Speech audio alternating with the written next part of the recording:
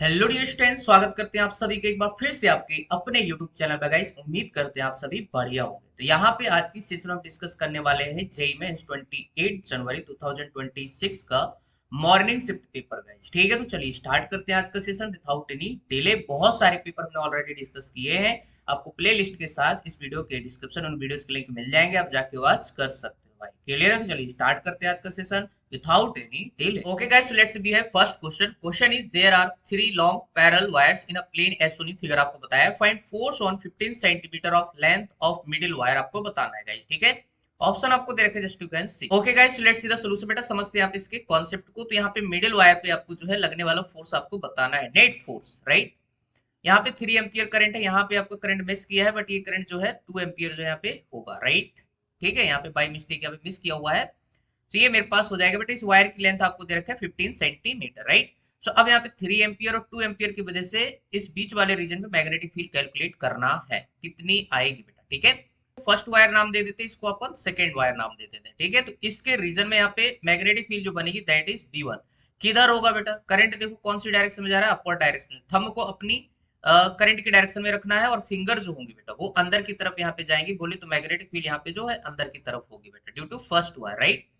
अब यहाँ पे क्या करना है बेटा आपको, अगेन जो है थंब को अपनी करंट की डायरेक्शन में रखना है, ठीक है। तो इसकी वजह से भी मैग्नेटिक फील्ड किधर आएगी? अंदर ही आएगी बेटा। क्लियर है? आप देख सकते हैं भाई, आपको जो है अपना थंब राइट हैंड का, ठीक है, राइट हैंड का जो थंब है करंट की डायरेक्शन में रखना है। जो आपकी जो फिंगर होंगी वो किधर जाएंगी इस रीजन में? अंदर की तरफ जाएंगी, अंदर से बाहर की तरफ आएंगी, ठीक है। तो यहाँ पे जो है इसकी डायरेक्शन अंदर हो जाएगी दोनों वायर की वजह से, ठीक है। तो यहाँ पे नेट मैग्नेटिक फील्ड निकालेंगे। अब यहाँ पे दोनों जो वायर है इनफाइनाइटली लॉन्ग दिया हुआ है, ठीक है। तो हमारे पास जो magnetic field, net magnetic field आएगी बेटा due to first wire that is B1 और सेकंड वायर की वजह से यहाँ पे B2, ठीक है। अब यहाँ पे मैं फार्मूला बता देता हूँ। इनफाइनाइट वायर की वजह से जो मैग्नेटिक फील्ड होती है किसी डिस्टेंस पे that is mu naught I divided by आपके पास 2 पाई आर, ठीक है। एक्चुअली फार्मूला हम लगाते हैं mu naught I divided by 4 pi R into sine theta 1 plus sine theta 2। But infinite wire की वजह से दोनों एंगल क्या हो जाते हैं? 90 90। तो साइन 90 प्लस साइन 90 आपका 2 हो जाएगा, तो 2 से आपको 4 यहाँ पे कट जाएगा, तो 2 पाई एडजस्ट आ जाएगा, ठीक है। तो यहाँ पे क्या लिखेंगे? Mu naught I1 divided by आपके पास 2 पाई आर की वैल्यू कितनी दे रखा है यहाँ से फर्स्ट वायर से, दैट इज 3 सेंटीमीटर। तो 3 सेंटीमीटर रखेंगे एज इट इज, प्लस आपका म्यू नॉट I2 और डिवाइडेड बाई कितना हो जाएगा बेटा यहाँ पे 2 पाई मल्टीप्लाई आपका 2 सेंटीमीटर, ठीक है। तो ये चीज हो जाएगी भाई, राइट। मैग्नीट्यूड वाइज लिख रहे हैं लेकिन डायरेक्शन दोनों की सेम है, तो वैसे भी यहाँ पे पॉजिटिव ही रहेगा, ठीक है। तो हमारे पास यहाँ पे म्यू नॉट और डिवाइडेड बाई 2 पाई कॉमन आ जाएगा और 10 टू पावर माइनस का 2 भी कॉमन आ जाएगा, क्योंकि सेंटीमीटर को मीटर बदलोगे तो आपके पास 10 टू पावर माइनस 2 से मल्टीप्लाई करना पड़ेगा। ऊपर करंट आपके पास कितना? 3 एम्पियर डिवाइडेड बाई 3, और यहाँ पे कितना है आपका 2 डिवाइडेड बाई 2। तो कितना सिंप्लीफाई हो गया यार। ये आपका 3 ने 3 को मारा, 2 ने 2 को मारा, तो कितना बन जाएगा ऊपर आपका 2 म्यू नॉट डिवाइडेड बाई 2 पाई, और ये आपके पास ऊपर जाएगा तो 10 टू पावर प्लस का 2, 2 ने 2 को मार दिया, तो हमारे पास कितना आ जाएगा? म्यू नॉट की वैल्यू कितनी हो जाएगी? 4 पाई 10 टू पावर माइनस का 7 और प्लस का 2 और डिवाइडेड बाई आपके पास यहाँ पे पाई, राइट। सो पाई ने पाई को मार दिया भाई, तो हमारे पास देखो मैग्नेटिक फील्ड निकल के आ गई, है ना, बहुत इजीली तरीके से। तो हमारे पास मैग्नेटिक फील्ड हो जाएगा P net that is equal to आपके पास हो जाएगा 4 मल्टीप्लाई 10 टू पावर माइनस का 5 Tesla, right. This is the resultant magnetic field, ठीक है। अब यहाँ पे फोर्स निकालना है बेटा, ठीक है। तो फोर्स निकालना है तो यहाँ पे जस्ट आपको क्या लिख देना है? BIL, है ना। किसी करंट कैरिंग वायर पे लगने वाला जो फोर्स होता है that is F equal to कितना होता है? BIL, ठीक है। सो मैग्नेटिक फील्ड आपके पास आ चुकी है। आई आपको दे रखा है 1 एम्पियर, लेंथ आपको ऑलरेडी दे रखा है यहाँ पे 15 सेंटीमीटर। क्लियर है? सो ये सब्स्टिट्यूट कर देंगे भाई। तो फोर्स हमारे पास जो आ जाएगा that is equal to BIL।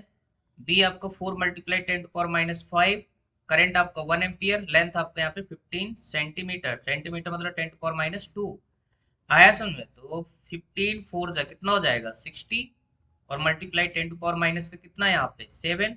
तो एक तो कौन खा गया? ये जीरो खा गया, तो बचेगा कितना? 6 मल्टीप्लाई 10 टू पावर माइनस 6 आया समझ में। तुम्हारे पास जो फोर्स आएगा that is 6 micro newton, right. This is the force which is acting on the wire, right. तो हमारे पास इस पर्टिकुलर क्वेश्चन का आंसर जाएगा that is third is the correct answer.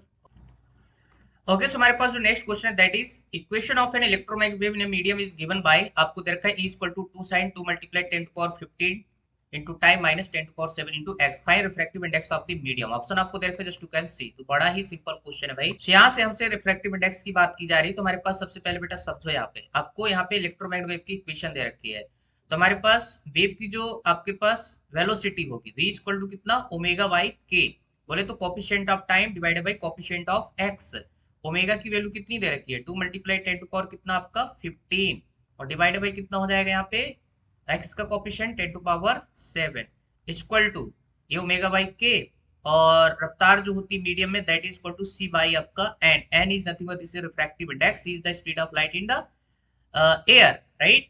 सो हमारे पास 3 मल्टीप्लाई 10 टू पावर यहाँ पे 8 हो जाएगा, और डिवाइडेड बाई यहाँ पे आपका n हो जाएगा, ठीक है। सो ये कट जाएगा बेटा, तो कितना हो जाएगा, 10 टू पावर ऊपर 8 बचेगा, तो 2 मल्टीप्लाई 10 टू पावर 8, और इधर हो जाएगा 3 मल्टीप्लाई 10 टू पावर 8 और divided by n, 10 to power 8 दोनों साइड से get cancel out, so n की वैल्यू आ जाएगी 3/2।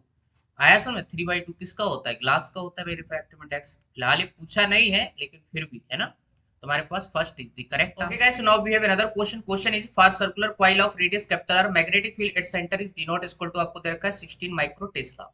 What will be the magnetic field on the axis at distance x equal to √3r from centre, आपको बताना है बेटा। ऑप्शन आपको दे रखे जस्ट टू कैन सी, सारे के सारे ऑप्शन आपको माइक्रो टेस्ला में दे रखे हैं, right. Okay guys, let's see the solution. बेटा समझ लेते हैं यहाँ पे इसके कॉन्सेप्ट को। तो सबसे पहले magnetic field at the centre है ना, करंट कैरी कॉइल की वजह से सेंटर पे मैग्नेटिक फील्ड आप कितनी लिखते हो, v नॉट इक्वल टू आपका mu naught I divided by आपका 2r। r is nothing but this is the radius, right. Actual में इसका जो जनरल फार्मूला होता है, मान लीजिए मेरे पास एक करंट कैरी कॉइल है, इसकी रेडियस वगैरह यहाँ पे दिया है, यहाँ से डिस्टेंस x पे अगर मेरे से कोई मैग्नेटिक फील्ड पूछे due to current carry coil, ठीक है, तो यहाँ से वाली डिस्टेंस वगैरह जो हम क्या लिखेंगे, ये आपका एंगल 90 हो जाएगा, दैट इज इक्वल टू आपका r स्क्वायर प्लस आपका x स्क्वायर, राइट। ये डिस्टेंस यहाँ से निकल के आएगी इस पॉइंट की। तो इस पॉइंट पे अगर मैग्नेटिक फील्ड लिखना है तो v इक्वल टू कितनी लिखेंगे अपन, mu not 2NIA divided by 4 pi r square plus x square की whole power 3/2, right. This is the formula. अब ये फार्मूला अपन यहाँ पे अप्लाई करने वाले बेटा, ठीक है। एन नंबर ऑफ टर्म्स यहाँ पे सिंगल कंसीडर करेंगे क्योंकि यहाँ पे कुछ भी नहीं बोला है, तो n इक्वल टू 1, ठीक है। अब यहाँ पे सेंटर में मैग्नेटिक फील्ड देने का मतलब उसका ये है कि यहाँ पे करंट नहीं बताया तो करंट की वैल्यू यहाँ से मिल जाएगी, ठीक है। तो उसकी हेल्प से हम यहाँ पे जो भी डिस्टेंस दिया है वहां पे अपन मैग्नेटिक फील्ड निकाल लेंगे। यहाँ पे x इक्वल टू √3r दे रखा है, बहुत इंपॉर्टेंट है ना, बहुत सारे पेपर में ऑलरेडी ये क्वेश्चन यहाँ से डिफरेंट डिफरेंट वे में पूछा गया है, ठीक है। तो चलिए बेटा इस डिस्टेंस पे जो है अपन मैग्नेटिक फील्ड कैलकुलेट कर लेते हैं। तो v इक्वल टू कितना आ जाएगा, म्यू नॉट आपके पास 2 तो एज इट इज रहेगा, n की वैल्यू 1 रख देंगे I और मल्टीप्लाई पाई r स्क्वायर, ठीक है। ये जो है आपका एरिया हो जाएगा ऑफ दिस लूप, और यहाँ पे आपके पास 4 पाई अंदर बचेगा बेटा r स्क्वायर, x की वैल्यू हमारे पास कितनी हो जाएगी, √3r का स्क्वायर, तो यहाँ पे जस्ट हो जाएगा 3r स्क्वायर की होल पावर 3/2, ठीक है। तो यहाँ से क्या गया, पाई ने पाई को मार दिया, 2 ने यहाँ पे 4 को मारा, सॉरी यहाँ पे आपका 2 हो जाएगा, राइट। तो हमारे पास कितना आ जाएगा, म्यू नॉट I और ये हो जाएगा r स्क्वायर और डिवाइडेड बाई कितना हो जाएगा 2 और हो जाएगा 4r स्क्वायर की होल पावर 3/2, राइट। तो हमारे पास b इक्वल टू कितना निकल के आएगा बेटा, ध्यान से देखिए, mu naught I r square और डिवाइडेड बाई कितना हो जाएगा 2, और आपके पास यहाँ पे इसको कैसे निकाला जाए, है ना। कई बच्चे यहाँ पे कंफ्यूज रहते हैं कि इसको जो है सॉल्व करना नहीं आता। देखो तो r स्क्वायर है, r स्क्वायर को होल पावर 3/2 करोगे तो भाई इसको तो सॉल्व करना बड़ा ही सिंपल है। हम 4 को क्या लिख सकते हैं, 2 का स्क्वायर, है ना। तो 2 का स्क्वायर का होल पावर 3/2 लिखोगे तो ये मर जाएगा, तो सीधा सीधा बाहर कितना निकल आएगा, 2 की पावर क्यू तो 8 बन जाएगा, r की पावर यहाँ पे क्या हो जाएगा, क्यूब हो जाएगा बेटा, क्लियर है। तो यहाँ से ये निपट जाएगा, तो हमारे पास म्यू नॉट I और डिवाइडेड बाई 16 इंटू r हो जाएगा भाई, ठीक है। तो अब यहाँ पे आपको क्या दे रखा है, mu naught I divided by 2r की वैल्यू कितनी दे रखी है, v नॉट, ठीक है। तो इसको थोड़ा सा हम बना लेंगे, हम क्या लिख देंगे इसको 1/8 multiply mu naught I divided by 2r, ठीक है। इस पूरे की वैल्यू आपको कितनी दे रखी है यहाँ पे 16 माइक्रो टेस्ला, दैट इज आपका v नॉट, ठीक है। तो v इक्वल टू आ जाएगा 16 माइक्रो टेस्ला डिवाइडेड बाय आपका 8, बोले तो आपका यहाँ पे कितना 2 micro Tesla, right? This is the magnetic field, बोले तो fourth option is the correct answer. Okay guys, right? Now we have another question. Question is an object is being dropped from height h above the ground.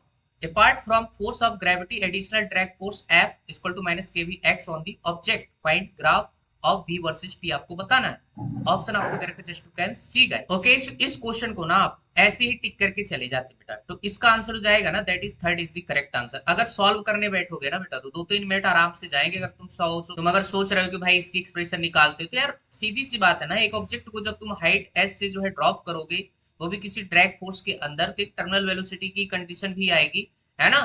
तो आपको यहाँ पे expression लिखना है। तो अगर मैं एफ नेट की बात करूँ बेटा, तो एफ नेट जो हो जाएगा ना, that is M G minus कितना हो जाएगा आपके पास के भी। ये हमारे पास क्या हो जाएगा, नेट फोर्स लगेगा। ठीक है, मान लीजिए मेरे पास कोई ऑब्जेक्ट है, तो ड्रैग फोर्स तो ऊपर की तरफ लगेगा, एम जी नीचे की तरफ लगेगा। ठीक है, तो नेट फोर्स तो डाउनवर्ड ही रहेगा ना, तो नेट फोर्स कितना आएगा, एम जी माइनस के भी। और यहाँ पे एफ की जगह क्या पुट कर सकते हो, एम ए। आया समझे, तो एम जी माइनस क्या हो जाएगा, के भी, और एम इंटू क्या हो जाएगा, D V by D T equal to क्या हो जाएगा, एम जी माइनस आपका के वी। राइट, एम से भाग लगा दो, तो हमारे पास यहाँ पे D V divided by D T equal to क्या आ जाएगा, G minus K V divided by M. ठीक है, तो ये चीज यहाँ पे निकल के आ जाएगी। अब आपको यहाँ पे इसको इधर लाना है, इसको टाइम को उधर ले जाना है। राइट, तो यहाँ पे इसको जब इंटीग्रेट करेंगे, तो हमारे पास जो है गंदा सा रिजल्ट मिलेगा। वी टी इक्वल टू जो आएगा, दैट इज आपके पास एम जी डिवाइडेड बाई के इंटू 1 - ई की पावर माइनस के टी डिवाइडेड बाई आपका एम। ठीक है, कुछ ऐसा एक्सप्रेशन निकल के आएगा। अब ये जो है सेटिस्फाई करेगा कि नहीं बेटा किसी ग्राफ को, तो देखो ना, जब टी इक्वल टू 0 हो तो आपके पास रफ्तार क्या हो रही है, 0। आया समझ में। ठीक है, और ये वैसे भी यार क्लास में डिस्कस किया जाता है। ठीक है, हमने पीवाईक्यू में बहुत सारे क्वेश्चन डिस्कस किए थे। और जब टी टेंस टू इन्फिनिटी हो जाएगा, ये वाला एक्सप्रेशन 0 हो जाएगा, तो हमारे पास वेलोसिटी जो होगी वो कांस्टेंट को अप्रोच करेगी। बोले तो एम जी बाई क्या हो जाएगा, के हो जाएगा जस्ट, है ना। और ये चीज आप यहाँ से भी निकाल सकते हो, है ना। जब कांस्टेंट वेलोसिटी हो जाती है तो एक्सीलरेशन क्या हो जाएगा, 0 हो जाएगा। तो हमारे पास एम जी माइनस के भी इक्वल टू 0 हो जाएगा, तो हमारे पास v इक्वल टू कितना हो जाएगा, एम जी बाई के। आया सुन, इसको बोलते हैं टर्मिनल स्पीड। समझ रहे हैं ना, तो ये आपके पास यहाँ पे कांस्टेंट वेलोसिटी यहाँ पे मिलने वाली है। बाकी ग्राफ में ऐसा कुछ हो ही नहीं रहा भाई, लीनियर तो आएगा ही नहीं, ये तो रेक्टेंगुलर हाइपरबोला है, पैराबोलिक जा रहा है यार। ठीक है, तो हमारे पास third is the best possible answer guys. ठीक है, सो आई होप यार आपको समझ आया होगा। तो जब भी ऐसे पूछ रहा है तो डायरेक्ट टिक करके आगे बढ़ जाओ यार। ठीक है, सॉल्व करने बैठोगे, पूरा एक्सप्रेशन निकालोगे तो टाइम टेकिंग हो जाएगा बेटा। क्लियर है, सो आई होप यार आपको सोल्यूशन समझ। Okay guys, now we have another question. Question is electric current in a circuit is given by I equal to I naught T divided by capital T। Find RMS current for the period T equal to 0 to T equal to capital T। Right, option आपको दे रखे just to can see. Means यहाँ पे आपको RMS current find करना है according to given equation. Limit you have given T equal to 0 to T equal to capital T। Right, okay भाई, so let's see the solution. बेटा समझते हैं इसके कॉन्सेप्ट को। तो हमारे पास जो आई आर एम एस होता है, ये कितना होता है, आई का स्क्वायर करो, फिर एवरेज वैल्यू लो, फिर इसका स्क्वायर रूट लगा दो भाई। क्लियर है, ये होता है आपका आई आर एम एस। तो यहाँ पे सबसे पहले क्या करेंगे, हमारे पास जो इक्वेशन गिवन है, इसका एवरेज वैल्यू निकालेंगे, इसका स्क्वायर करेंगे।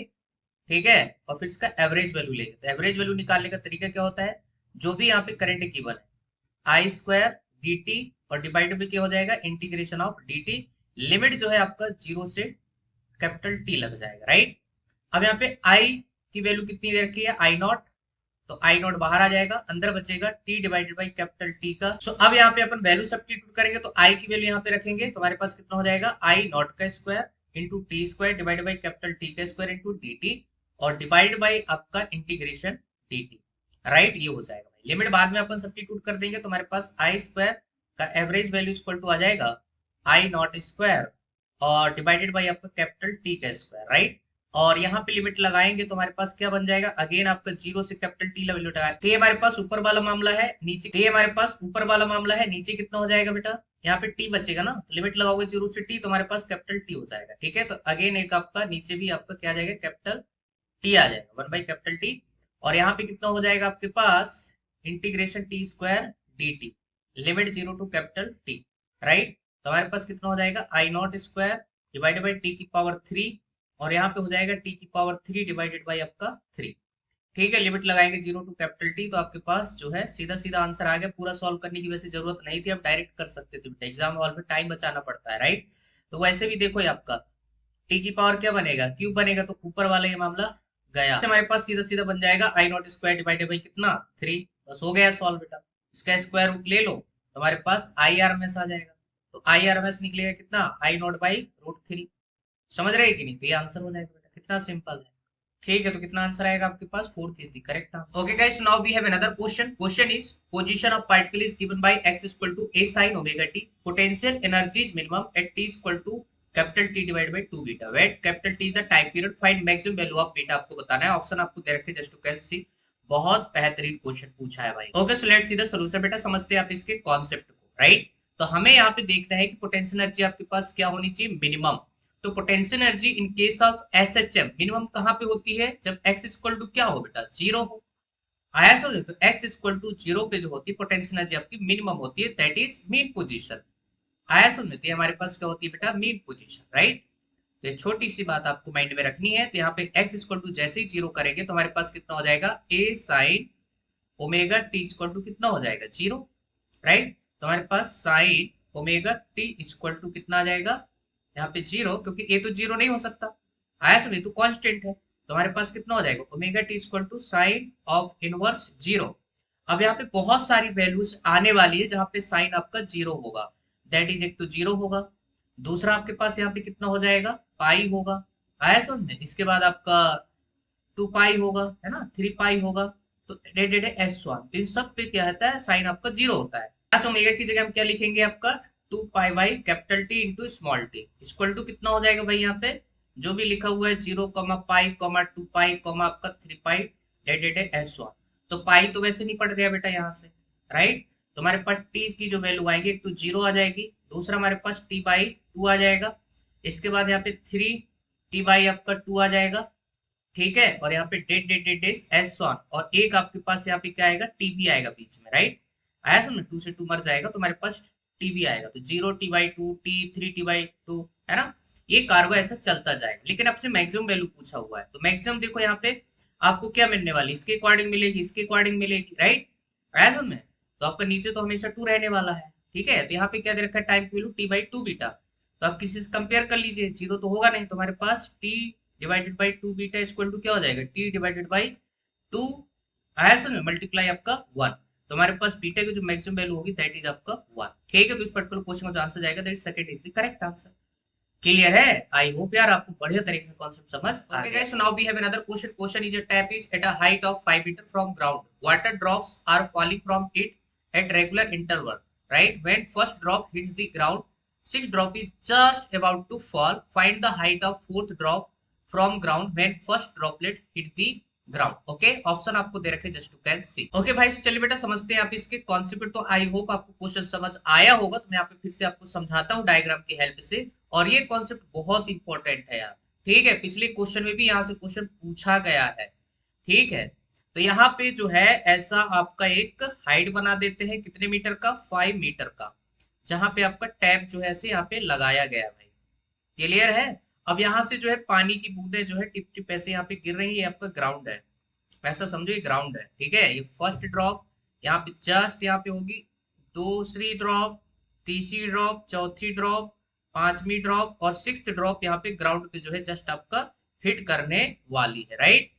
तो हमें चाहिए बेटा ये जो आपका फोर्थ ड्रॉप है, यहाँ से इसकी हाइट चाहिए, दैट इज। अब यहाँ पे क्वेश्चन में जो पूछा गया है फोर्थ ड्रॉप की, मतलब ये वाली ड्रॉप की ग्राउंड से हाइट कितनी होगी, राइट? ये हाइट आपको यहाँ पे निकालनी है। तो ऊपर से वाली हाइट निकाल लेते हैं भाई, है ना? तो ये हाइट आपका मान लो सपोज करो कितना है? x है, तो ये कितना हो जाएगा? 5 माइनस एक्स, राइट? तो x की वैल्यू मिल जाए तो हमारा काम आसान हो जाए। तो बेटा यहाँ पे देखो ड्रॉप जो है जस्ट फॉल कर रही है, तो स्टार्टिंग फ्रॉम रेस्ट होगा मामला। तो न्यूटन की सेकंड इक्वेशन लगाओगे, s equal to U T plus half A T square. तो यहाँ पे स्टार्टिंग फ्रॉम रेस्ट है, तो हमारे पास s इक्वल टू सीधा सीधा क्या हो जाएगा? Half G T square. आया समझ? तो ऐसे जब क्वेश्चन आते हैं तो आपको डायरेक्ट क्या लिखना है? h इक्वल टू 5t² लिख देना है, g की वैल्यू 10 रख देना, तो आपके पास जस्ट 5t² बचेगा। तो h इक्वल टू आपको दे रखा है 5 मीटर, और यहाँ पे 5 इंटू टी स्क्वायर, राइट? 5 में 5 को मार दे, t की वैल्यू कितनी आ जाएगी? Plus minus 1 second. आया समझ? तो हमारे पास जो रिक्वायर्ड वैल्यू होगी t इक्वल टू 1 सेकेंड, ठीक है? तो ये टोटल टाइम हो जाएगा बेटा फर्स्ट ड्रॉप को, है ना, टैप से ग्राउंड तक पहुंचने में कितना टाइम लगा होगा? 1 सेकेंड। तो 1 सेकेंड में 5 मीटर हाइट चलेगा। अब बेटा यहाँ पे जो है इंटरवल फिक्स होता है, राइट? तो यहाँ पे एक इंटरवल बनेगा, ये दूसरा बनेगा, तीसरा बनेगा, चौथा बनेगा, ये पांचवा बनेगा। तो टोटल जितनी भी ड्रॉप होती है ना, उनसे एक कम कर देना, तो वही आपका यहाँ पे फिक्स इंटरवल हो जाएगा, ठीक है? तो एक इंटरवल कितने का आएगा बेटा? टोटल टाइम आपको कितने का दे रखा है? 1, ठीक है, तो यहाँ पे टोटल कितने इंटरवल बन रहे हैं 5, तो एक इंटरवल कितने का होगा यहाँ पे T1 वगैरह हम मान लेते हैं 1 बाई आपका 5 सेकेंड। क्लियर है? तो ये चीज बेटा आपको समझ आनी चाहिए। मतलब यहाँ पे अगर यहाँ से यहाँ तक का गैप देखो तो कितना टाइम लगेगा 1 आपको देखो फोर्थ ड्रॉप तक पहुंचने में ऊपर से कितने इंटरवल चलना है आपको, एक और ये दो। ठीक है, तो 2/5 कर देना बेटा, तो आपको टाइम मालूम है, हाइट निकाल लोगे, तो फिर से यही फार्मूला लगा दो बेटा। लेकिन एच की जगह यहाँ पे एक्स सब्स्टिट्यूट कर दो, 5 × टी की जगह कितना रखोगे 1/5 प्लस 1/5 बोले तो 2/5 का स्क्वायर। ठीक है, तुम्हारे पास कितना हो जाएगा 5 × 4 डिवाइडेड बाई 25, तो 5 से ये गया, राइट। तुम्हारे पास x की जो वैल्यू आ जाएगी दैट इज 4/5 मीटर। समझ गए? अब जब x की वैल्यू आ जाएगी तो यहाँ पे सब्स्टिट्यूट कर दो बेटा, तुम्हारे पास कितना हो जाएगा 5 माइनस आपका 4/5, तो ये जो आपका आ जाएगा दैट इज आपको 25 minus 4 divided by 5 equal to 21 divided by 5 equal to 4.2 metre. आया समझ में? भाग लगाओगे तुम्हारे पास ये जो है हाइट, आप चाहो तो इसको कैपिटल एच भी बोल सकते हैं, तुम्हारे पास जो कैपिटल एच की वैल्यू होगी दैट इज आपका 4.2 मीटर। तो आपके पास जो आंसर जाएगा that is first the correct answer है। ठीक है, सो आई होप यार क्वेश्चन आपको समझ आया होगा। आपको कभी 3 ड्रॉप देगा, कभी 4 देगा, कभी 5 देगा, कभी 6 देगा, कभी 10 देगा, कितनी भी दे दे यार, तो जो कॉन्सेप्ट क्लियर होना चाहिए बेटा। क्लियर है? और डाटा हमेशा ऐसा देता है कि तुम इजिली इसको सॉल्व कर पाओ। ठीक, okay guys, so next question is the threshold voltage for the diodes is 0.7 volt, right. Then current through diodes from left to right in the given circuit आपको बताना है भाई। ठीक है, अब यहाँ पे आपको प्रैक्टिकल डायोड दिए हुए हैं, ठीक है, क्योंकि यहाँ पे कट ऑफ वोल्टेज जो है आपको दे रखा है, ऑप्शन आपको दे रखा है just to can see. Okay guys, तो चलिए बेटा समझते हैं इसके कॉन्सेप्ट को। अगर तुझे थोड़ा सा कॉन्सेप्ट क्लियर है ना डायोड का, तो पता है तो फर्स्ट ऑप्शन एलिमिनेट कर सकते हो, सेकेंड ऑप्शन एलिमिनेट कर सकते हो। अब बचे हुए कौन से ऑप्शन बचेंगे आपके पास, थर्ड और फोर्थ। ठीक है, इन्हीं दोनों में से जो है आपका आंसर जाएगा। पता है क्यों? क्योंकि यहाँ पे डायोड जब लगे होते हैं ना, तो आपको पहले चेक करना है कि कौन सा फॉरवर्ड बायसिंग है, कौन सा रिवर्स बायसिंग है। तो बेटा ध्यान से देखो, आपके पास जो बीच वाला डायोड है ना, ये रिवर्स बायसिंग में है। अगर रिवर्स बायसिंग में है तो इसका यहाँ पे कोई काम नहीं बेटा, इसको यहाँ से सर्किट से हटाओ, क्योंकि ये आपका ऑफ कंडीशन में होगा। ठीक है, ये आपका फॉरवर्ड बायसिंग में है और ये वाला भी आपका कौन सी बायसिंग में, फॉरवर्ड बायसिंग में, तो ये दोनों कंडक्टिंग स्टेट में रहेंगे। ठीक है, क्योंकि यहाँ पे पी जो है बैटरी के पॉजिटिव से जुड़ा है, एन जो है बैटरी के नेगेटिव से जुड़ा है। तो इतना ही बात यहाँ पे करेंगे। आई होप ये चीज आपको क्लियर हो गई होगी। अब यहाँ पे दोनों डायोड के क्रॉस जो पोटेंशियल है दैट इज आपका 0.7 वोल्ट दे रखा है, तो आप किसी एक का निकाल लो। किसी एक से निकाल लेते हैं, 20 माइनस 0.7 डिवाइडेड बाई आपके पास कितना हो जाएगा 200, राइट। तो हमारे पास आई इक्वल टू कितना आएगा बेटा, यहाँ से ध्यान से देखिए 19 पॉइंट आपका 3 डिवाइडेड बाई 200, राइट। तो हमारे पास जो आंसर आएगा यहाँ पे 96 पॉइंट आपका 5 मिली एम्पियर के समथिंग यहाँ पे निकल के आएगा। अब इसको यहाँ पे 2 से भाग लगाना पड़ेगा, क्यों? क्योंकि यहाँ से करंट और यहाँ से करंट बराबर जाएगा। ठीक है, टोटल करंट आपका ये आया, तो यहाँ से आपके पास 96.5 डिवाइडेड बाई 2 करेंगे। ठीक है, तो ये 50 तो होगा नहीं, बात समझ आ रही है? ठीक है, 50 से कम आएगा।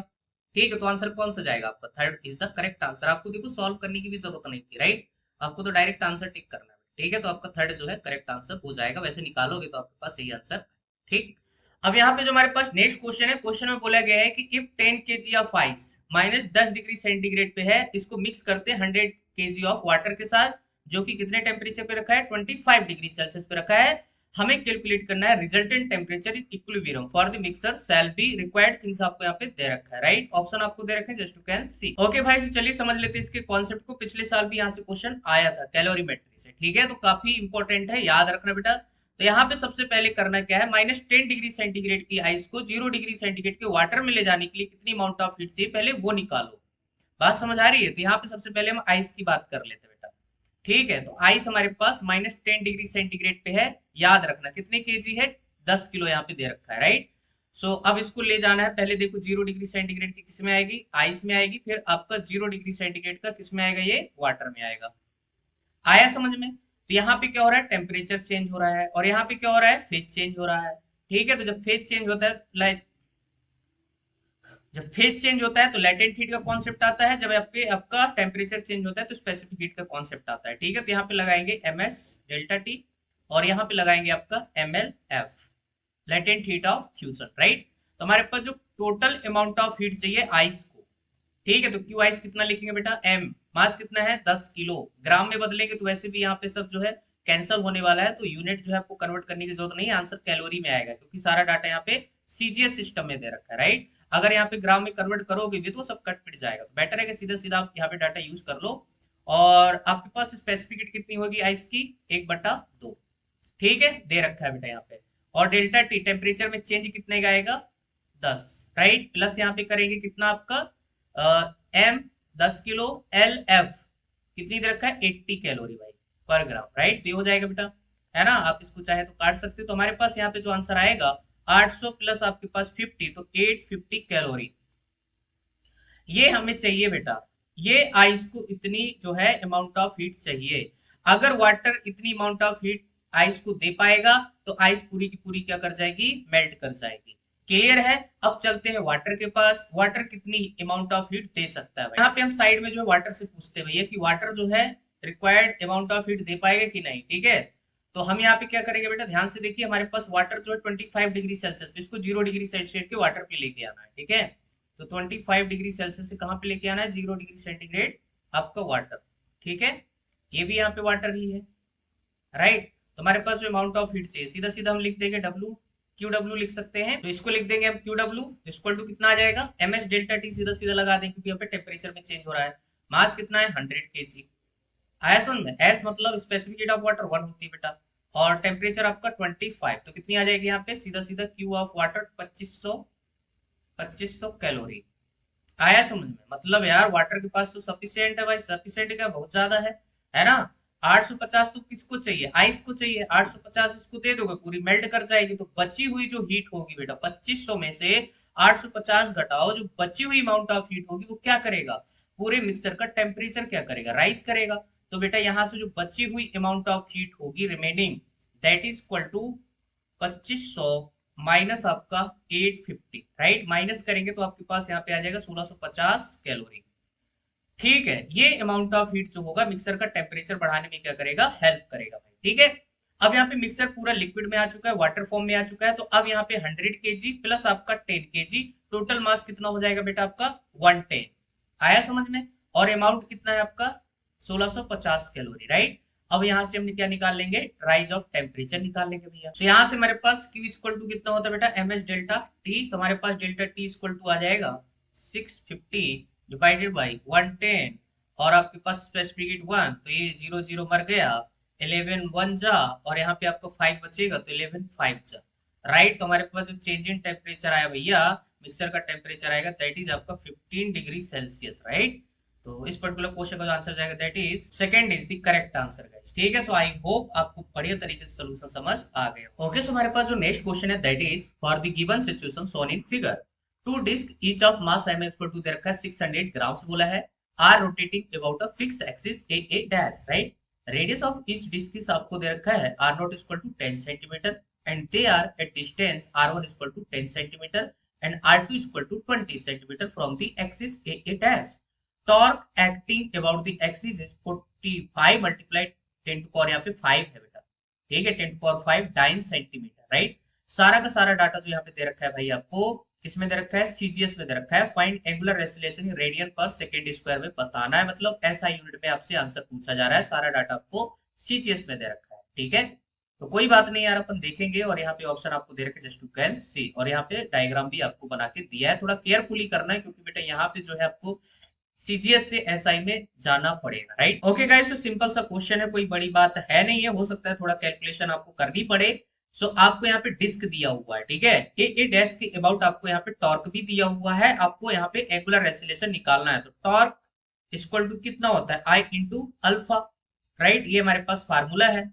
अगर यहाँ पे आपको क्या मिल जाए, आई, राइट, किसके अबाउट, ए डैश के अबाउट।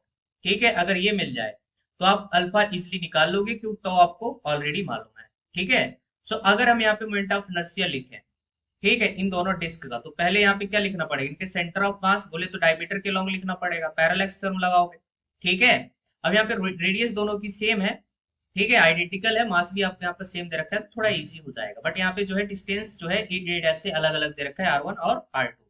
ठीक है, तो इसका मोमेंट ऑफ इनर्शिया यहाँ पे I1 बोल दो, इसका क्या बोल दो बेटा, I2 बोल दो। ठीक है, तो हमारे पास जो I टोटल आ जाएगा दैट इज I1 प्लस आपका I2। ठीक है, सो I1 कितना आ जाएगा, डिस्क का अबाउट सेंटर ऑफ मास कितना होता है, M R square divided by आपका कितना 4। ठीक है, रेडियस यहाँ पे दोनों की हम यहाँ पे अभी आर सपोज कर रहे हैं बेटा, क्लियर है। 10 सेंटीमीटर अपन बाद में पुट कर देंगे। प्लस कितना हो जाएगा, पैरेलक्स थ्योरम लगा रहे हैं भाई, पैरेलक्स थ्योरम क्या होता है, आईसी प्लस एमडी स्क्वायर। तो सेंटर ऑफ मास के अबाउट यहाँ पे जो एक्सिस दिया है ना, उसी के along आपको लिखना पड़ेगा। तो यहाँ पे जो एक्सिस आपको दिया है उसी के अकॉर्डिंग आपको लिखना पड़ेगा। तो M R square by 4 plus M D square, बोले तो मास आपका एज इट इज रहेगा, और ये आर वन का स्क्वायर। क्लियर है। ये आपका हो गया आई वन, प्लस आपका कितना हो जाएगा M R square divided by 4 plus आपका यहाँ पे एम आर टू का स्क्वायर। ठीक है, ये हमारे पास कितना हो जाएगा, आपका आई टू हो जाएगा। वैल्यू सब्स्टिट्यूट करेंगे, after that will get our answer. ठीक है, यहाँ पे आर आपको 10 सेंटीमीटर दे रखा है, आर वन आर टू की वैल्यू दे रखा है आपको कितना, 10 सेंटीमीटर और 20 सेंटीमीटर। ठीक है, तो चलिए बेटा वैल्यू सब्स्टिट्यूट करके थोड़ा इसको सॉल्व कर लेते हैं। तो यहाँ से हमारे पास टोटल मोमेंट ऑफ इनर्शिया हो जाएगा आपके पास M R square by 4, right. कितनी बार आया है, 2 टाइम्स। ठीक है, तो यहाँ पे आपको 2 टाइम्स कर देना है, और प्लस एम आर वन के स्क्वायर प्लस आपके पास एम आर टू के स्क्वायर, राइट। बेटा मास जो है ना कॉमन हो जाएगा, तो हमारे पास जो मास आएगा दैट इज आपका एम कॉमन ले लीजिए, और यहाँ चाहे तो आप इसको काट सकते हैं। ठीक है, हमारे पास कितना बचेगा, R square divided by 2 plus आपके पास यहाँ पे आर वन स्क्वायर प्लस आपका यहाँ पे आर टू स्क्वायर, राइट। बेटा आपके पास आर वन भी ना यही है जो आपको यहाँ पे रेडियस दे रखा है। ठीक है, तो चाहो आप इनको सॉल्व कर सकते हो, समझ रहे हैं कि नहीं। मतलब आर वन जो है आपके पास कितना दे रखा है, आर के ही बराबर दे रखा है, बोले तो 10 सेंटीमीटर दे रखा है, रेडियस भी 10 है और आर वन भी 10 है, तो आप चाहो तो इनको एक साथ सॉल्व कर सकते हैं। ठीक है, इससे थोड़ा और इजी हो जाए, कोई दिक्कत नहीं है, आप बाद में भी कर सकते हैं। तो एम की वैल्यू यहाँ पे दे रखा है 600 ग्राम, तो 600 मल्टीप्लाई 10⁻³ केजी कर दिया हमने। आयतन में किलोग्राम बदलने के लिए 10⁻³ और ब्रैकेट लगा दीजिए, और आपके पास यहाँ पे कितना हो जाएगा, रेडियस 10 सेंटीमीटर। ठीक है, तो 10 मल्टीप्लाई 10⁻² का यहाँ पे स्क्वायर करेंगे, राइट, और डिवाइडेड बाई आपका 2 प्लस, आप चाहे तो इसको 2 टाइम्स कर सकते हैं भाई। ठीक है, बात तो वही है, आया समझ में। प्लस आपके पास यहाँ पे 10 मल्टीप्लाई 10⁻² का होल पावर 2, और प्लस यहाँ पे 20 मल्टीप्लाई 10⁻- कितना 2 का होल पावर 2, राइट। ये हो जाएगा बेटा। तो अब यहाँ पे थोड़ा सॉल्व करेंगे तो हमारे पास कितना हो जाएगा, 2 जीरो तो यही खा गया, तो 6 मल्टीप्लाई 10⁻का 1 बचेगा। अंदर कितना हो जाएगा, यहाँ पे देखो तो 10⁻1 और 10⁻², तो ये गया तो 10 कितना बचेगा, -2। आया समझो, तो नीचे कितना हो जाएगा आपके पास, चाहे तो डायरेक्ट यहाँ पे लिख सकते हैं 10⁻² रहने दो, नीचे आपका 2, राइट। यहाँ पे भी कितना हो जाएगा 10⁻² डिवाइडेड बाई 1, और यहाँ पे हो जाएगा 4 मल्टीप्लाई 10⁻²। क्लियर है गाइस, आई होप ये चीज आपको क्लियर हो गई होगी बेटा, है ना। एक जीरो तो आपका अंदर ही निपट रहा है। तुम्हारे पास आई इक्वल टू कितना हो जाएगा, ध्यान से देखिए, हर जगह से 10⁻² कॉमन आएगा, तो बाहर बच जाएगा 10⁻³ राइट। अंदर कितना हो जाएगा, 1/2 प्लस आपका 1 प्लस आपका यहाँ पे 4। ठीक है, तो यहाँ पे एलसीएम वगैरह लेंगे तो 6 मल्टीप्लाई 10⁻³ और मल्टीप्लाई कितना हो जाएगा बेटा, यहाँ पे आपके पास 1 रहेगा, 1 प्लस यहाँ पे 2 हो जाएगा, और यहाँ पे कितना हो जाएगा 8, और डिवाइडेड बाई 2। क्लियर है, तो हमारे पास जो आई की वैल्यू हो जाएगी दैट इज ऊपर कितना बन जाएगा 11। ठीक है, और मल्टीप्लाई यहाँ पे 3 और 10⁻³ ठीक है, 2 से निपट गया ना ये, तो आपका ये हो जाएगा। ठीक है, तो हमारे पास हो जाएगा केजी मीटर स्क्वायर, ये आपका मोमेंट ऑफ इनर्शिया यहाँ से निकल के आ जाएगा। ठीक है, अब यहाँ से हमें टॉर्क दे रखा है भाई, टॉर्क इक्वल टू कितना, आई इंटू अल्फा।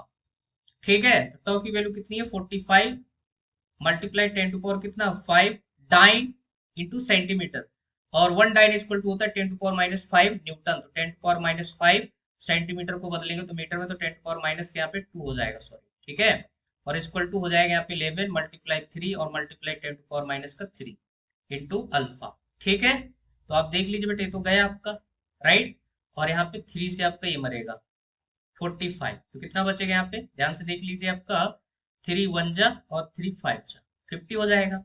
ठीक है, तो अल्फा इक्वल टू कितना आएगा 15 डिवाइडेड बाई 11 10⁻², और यहाँ पे ऊपर प्लस 3, तो आपका हो जाएगा 150 डिवाइडेड बाई 11 रेडियन पर सेकेंड स्क्वायर, राइट। ये हमारे पास क्या हो जाएगा, अल्फा आ जाएगा। So this is your required answer. ठीक है, बहुत ही केयरफुली सॉल्व करने की जरूरत थी बेटा, और बाकी क्वेश्चन में कुछ नहीं। सो इस पर्टिकुलर क्वेश्चन का जो आंसर जाएगा that is third is the correct answer. Okay guys, so my next question is a biconvex lens of refractive index 1.5 and plano concave lens of refractive index दे रखा है आपको 1.7 have same power. Okay, if second radius of curvature of convex lens is equal to radius of curvature of the plano concave lens, find ratio of the first ratio radius of the curvature to the second radius of curvature of biconvex lens. Clear है, मतलब radius of curvature का ratio चाहिए आपको, first का किसके साथ, second के साथ for the biconvex lens. ठीक है, कंडीशन आपको दे रखा है, तो आपको यहाँ पे थोड़ा सा सोल्यूशन में आपको समझाते हैं अगर आपको अभी समझ नहीं आया। ओके गाइस, चलिए बेटा समझते हैं इसके कॉन्सेप्ट को। तो यहाँ पे आपको दो लेंस दे रखे, एक आपके पास यहाँ पे बाई कॉन्वेक्स लेंस है, ठीक है, और एक आपके पास प्लेनो कॉनकेव लेंस है। ठीक है, ऐसा 22 के लिए भाई एडजस्ट कर लेना, यहाँ पे ऐसा दे रखा है। मान लो इसकी जो रेडियस है दैट इज आपका R1 और इसकी दे रखा है यहाँ पे R, सपोज कर रहे हैं हम अपनी मर्जी से, और इसकी भी यहाँ पे क्या हो जाएगी R, क्योंकि उसने बोला है कि जो आपके पास बाई कॉन्वेक्स लेंस की सेकेंड रेडियस ऑफ कर्वेचर है that is equal to the radius of curvature of concave lens. ठीक है, प्लेनो कॉनकेव लेंस, इसकी क्या हो जाएगी, इन्फिनिटी हो जाएगी, क्योंकि एक सरफेस है इसकी प्लेन है। आयतन में इसका रिफ्रैक्टिव इंडेक्स 1.7 दे रखा है, इसका आपको दे रखा है 1.5। क्लियर है, तो ये चीज आपको दे रखा है, और ये भी बताया कि दोनों की पावर जो है भाई इक्वल है। क्लियर है, दोनों लेंस की जो पावर है वो इक्वल है। तो हम यहाँ पे यूज करेंगे लेंस मेकर फार्मूला। आया समझ में, लेंस मेकर फार्मूला हमारे पास 1/f इक्वल टू होता है mu lens divided by mu surrounding minus 1 into 1 divided by R1 minus 1 divided by R। Okay, this is the formula. तो यहाँ पे सबसे पहले हम किसके लिए अप्लाई कर रहे हैं बेटा, आपके पास ये बाई कॉन्वेक्स के लिए। तो अगर यहाँ पे मान लो कि मैं इधर से लेफ्ट से राइट जो है रेज यहाँ पे इंसिडेंट हो रही है, तो जहां से रेज इंसिडेंट होती है, समझ रहे हैं ना, रेज की डायरेक्शन में हम पॉजिटिव लेते हैं और रेज की अपोजिट डायरेक्शन में नेगेटिव लेते हैं। तो जिस सरफेस पे पहले इंसिडेंट हो रही है ना, तो वो सरफेस आपकी R1 होगी, और जिस पे जा रही है वो आपका R2 होगी। एक बात हमेशा याद रखना बेटा साइन कन्वेंशन में, ठीक है। तो हमारे पास यहाँ पे आपके पास 1/f1 लिख रहे हैं, और ये म्यू लेंस कितना दे रखा है 1.5, सराउंडिंग मीडियम आपका क्या है एयर है, तो डिवाइड बाई 1 हो जाएगा, तो मैं डायरेक्ट यहाँ पे लिख रहा हूँ 1.5 माइनस 1 और इनटू 1/R1। R1 जो होगा बेटा पॉजिटिव होगा और R2 जो होगा आपका नेगेटिव होगा, तो माइनस माइनस यहाँ पे क्या हो जाएगा, प्लस हो जाएगा। क्लियर है, अरे भाई ये जो आपका R है that is nothing but this is R2। अब यहाँ पे रेज आ रहे हैं, तो इसका जो रेडियस ऑफ कर्वेचर होगा वो इधर होगा, और पहली वाली जो सरफेस है इसका जो रेडियस ऑफ कर्वेचर होगा वो इधर होगा, तो पॉजिटिव होगा। क्लियर है, तो ये चीज आपको यहाँ पे पकड़नी है बेटा, इसको सॉल्व कर लो। अब फोकल लेंथ का जो रेसिप्रोकल होता है दैट इज कॉल्ड पावर। तो आपके पास जो P1 आ जाएगा दैट इज इक्वल टू कितना हो जाएगा 0.5, और ऊपर हो जाएगा आपके पास, यहाँ पे आप कुछ नहीं कर सकते तो डायरेक्ट ऐसे ही रहने दीजिए बेटा 1/R1 प्लस 1/R। क्लियर है, ये मेरे पास हो जाएगा, इसको इक्वेशन नंबर 1 नाम दे दीजिए। राइट, अब अगेन आप इसके लिए भी सॉल्व कर दीजिए, हमारे जो यहाँ पे P2 जो आ जाएगा दैट इज इक्वल टू कितना हो जाएगा 0.7। मैं डायरेक्ट यहाँ पे वैल्यू पुट कर रहा हूँ, और समझ रहे हैं ना, 1.7 माइनस 1 करेंगे तो आपके पास 0.7 ही तो बचेगा। सो into 1 divided by R1, R1 की वैल्यू क्या है बेटा यहाँ पे नेगेटिव। आया समझ में, तो ये आपके पास R हो जाएगा, और R2 आपके पास यहाँ पे इंफिनिटी है, तो 1/इंफिनिटी क्या होता है 0। हमारे पास जो P2 आ जाएगा that is nothing but this is minus 0.7 divided by R। Clear है, इक्वेशन नंबर 2। इन दोनों को सॉल्व करिए, आंसर लाइए भाई। ठीक है, क्लियर। तो हमारे पास यहाँ पे बोला है कि P1 इक्वल टू क्या है P2 है अकॉर्डिंग टू क्वेश्चन। ठीक है, पावर को इक्वेट करेंगे तो हमारे पास यहाँ पे कितना बन जाएगा 5 divided by 10 into 1/R1 plus आपका 1/R। ठीक है, माइनस साइन को इग्नोर करेंगे, माइनस तो है सिर्फ यहाँ पे लेंस का टाइप बता रहा है, तो यहाँ पे जस्ट पावर इक्वेट करना है, तो 10 बाई आपका 10 इंटू R, 10 ने 10 को दोनों साइड काट दिया, हमारे पास 1/R1 plus 1/R equal to इधर हो जाएगा 7 बाई आपका 5 इंटू R। ठीक है, इस 5 को हम इधर ले आए आया समझ में, तो हमारे पास 1/R1 इक्वल टू कितना हो जाएगा 7 डिवाइडेड बाई 5R माइनस यहाँ पे 1/R। क्लियर है, तो यहाँ पे 5R एलसीएम आ जाएगा, ऊपर बन जाएगा 7 माइनस 5, तो आपके पास हो जाएगा 2 डिवाइडेड बाई 5R। राइट, हमें क्या चाहिए बेटा R1 डिवाइडेड बाई R2, समझ रहे हैं ना, क्योंकि R1 जो है फर्स्ट रेडियस ऑफ कर्वेचर है और आपका सेकंड है, तो R1 divided by R equal to आपके पास हो जाएगा, इसको उधर ले जाओ, और यहाँ पे आंसर आ जाएगा 5 divided by 2। Right, this is the ratio of radius of curvature. Clear, तो देख लीजिए आपको जो आंसर मैच करेगा that is second is the correct answer. Okay, so हमारे पास जो नेक्स्ट क्वेश्चन है that is find the ratio of de Broglie wavelength associated with neutron with kinetic energy K and alpha particle with kinetic energy आपको 2 के दे रखा है। ठीक है, ऑप्शन आपको दे रखा है just you can see. Okay guys, so let's see the solution. बेटा समझते हैं आप इसके कॉन्सेप्ट। तो हमारे पास जो डी ब्रॉगली वेवलेंथ होता है that is equal to h divided by square root of 2m K E, right. K E is nothing but this is kinetic energy. हम डायरेक्ट लैम्डा की डिपेंडेंसी निकाल लेंगे क्योंकि H constant to be constant, तो lambda directly proportional to 1 by square root of mass into kinetic energy, right. तो ये आपके पास दो पार्टिकल दे रखे हैं बेटा, लैम्डा बोले तो ड्यूट्रॉन और डिवाइडेड बाय लैम्डा आपका कौन सा है, अल्फा, इक्वल टू क्या हो जाएगा, स्क्वायर रूट ऑफ कितना हो जाएगा आपके पास, M alpha divided by M neutron, right. और यहाँ पे काइनेटिक एनर्जी जो हो जाएगी दैट इज आपका के अल्फा डिवाइडेड बाय के न्यूट्रॉन, ठीक है। सब कुछ रेसिप्रोकल में जाएगा भाई, इनवर्सली प्रोपोर्शनल, राइट। तो आपके पास lambda D divide by lambda alpha जो आ जाएगा दैट इज इक्वल टू, अब यहाँ मास के बीच रिलेशन मालूम होना चाहिए। अल्फा का जो मास होता है that is 4 times of proton और न्यूट्रॉन का जो मास होता है 2 टाइम्स ऑफ प्रोटॉन, ठीक है। तो यहाँ पे लिखेंगे 4 times of mass of proton और नीचे लिखेंगे 2 times of mass of proton, ठीक है। Kinetic energy of alpha particle 2 के दे रखा है और नीचे आपका यहाँ पे न्यूट्रॉन का के दे रखा है। के ने के को मारा, एमपी ने एमपी को मारा, 2 ने 2 को मारा, आंसर आ जाएगा 2:1। क्लियर है, दैट इज आपको first is the correct. Next question, ये block of mass 5 kg is placed on a base of inclination आपको 30 दे रखा है। Find force applied to move the block downward with constant speed बोला है। Constant speed मतलब acceleration आपका 0 रखना है, ठीक है। ऑप्शन आपको दे रखा है, just you can see. Okay भाई, तो चलिए बेटा समझते हैं इसके कॉन्सेप्ट को। तो यहाँ पे आपको क्या देखना है, देखो ब्लॉक है ना, इसका नीचे की तरफ क्या लग रहा होगा, डाउनवर्ड mg, और mg के यहाँ पे दो कंपोनेंट आते हैं, ये तो हर बच्चे को रटे होते हैं बेटा, ये आपका mg sin 30 और एक आपके पास यहाँ पे mg cos 30, ठीक है। और एक ऊपर की तरफ लगेगा इसका नॉर्मल, और यहाँ पे पीछे की तरफ आएगा फ्रिक्शन, क्योंकि इसकी जो टेंडेंसी है फॉरवर्ड मूव करने की मतलब डाउनवर्ड, ठीक है। तो फ्रिक्शन किधर आएगा, पीछे आ जाएगा भाई, ठीक है। यहाँ पे एक्सीलरेशन जो है पूरा इस सिस्टम का जो है या ब्लॉक का बोल सकते हैं 0 है।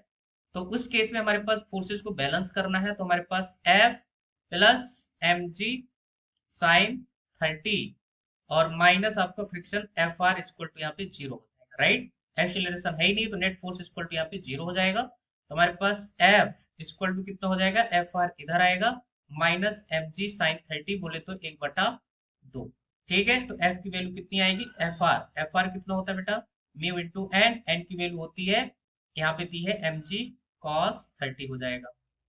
आया सर, नॉर्मल किसको बैलेंस कर रहे हैं यहाँ पे, vertical component of the gravity, right. यहाँ पे रखोगे तो हमारे पास कितना हो जाएगा, म्यू की वैल्यू दे रखा है √3 divide by 2 into M G, और cos 30 की वैल्यू √3 डिवाइड बाई 2 और माइनस कितना mg डिवाइडेड बाई 2। कितना प्यारा डाटा सेट करके दिया होता है। यहाँ पे बस कितना हो जाएगा बेटा, ध्यान से देखिए, 3mg डिवाइडेड बाई 4 माइनस आपका mg डिवाइडेड बाई 2, राइट। तो हम यहाँ पे क्या करेंगे, इसको सॉल्व करेंगे तो 4 एलसीएम आ जाएगा, ऊपर कितना जाएगा भाई, यहाँ तो आपका 3mg रहेगा, 3mg माइनस आपका इधर 2mg, आया समझ में, ये हो जाएगा।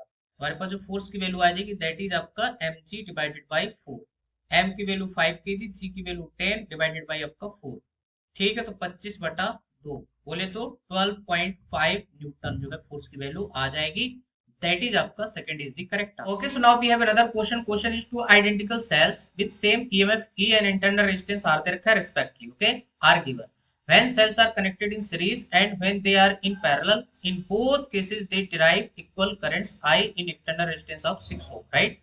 Find the value of internal resistance. Okay भाई, so let's see the solution. बेटा समझते हैं यहाँ पे इसके कॉन्सेप्ट को। तो हमारे पास यहाँ पे क्या है, एक आपके पास ये रहा ईएमएफ और इसके करस्पॉन्डिंग आपका रेजिस्टेंस आर, ठीक है।